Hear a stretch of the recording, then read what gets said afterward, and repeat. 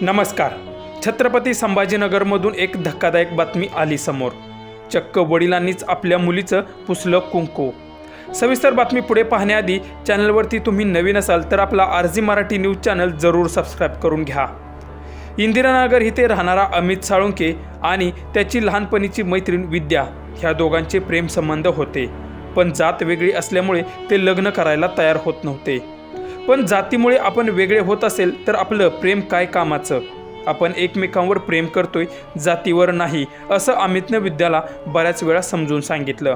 त्यानंतर 13 जूनला दोघेही पुण्याला पळून आले आणि कोर्ट मॅरेज लग्नही केलं. त्यानंतर अमितच्या घरातल्यांनी त्या दोघांनाही स्वीकारलं, परंतु विद्याच्या घरात मात्र त्या दोघांना स्वीकारलं नाही.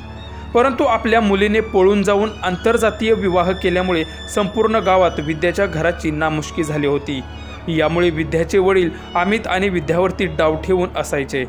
तर बऱ्याच वेळा विद्याच्या चुलत भावाने अमितला धमकीसुद्धा दिली होती. परंतु विद्याचं माहेर आणि सासर एकाच गावात असल्यामुळे विद्याचे वडील आणि भावासमोर ते दिसत होतं. तेव्हा विद्याच्या वडिलांनी आणि चुलत भावाने अमितला संपवण्याचा डाव आखला. नेहमीप्रमाणेच अमित जेवण करून रात्री शतपावली करण्यासाठी घराबाहेर पडला. त्याच क्षणी डाव ठेवून असलेले विद्याचे वडील आणि तिचा भाऊ यांनी अमितवर धारदार शस्त्राने सपासप वार केले. त्यानंतर अमितच्या घरातल्यांनी त्याला हॉस्पिटलमध्ये नेलं, परंतु अमितची एका आठवड्यातच मृत्यूशी झुंज अपयशी ठरली.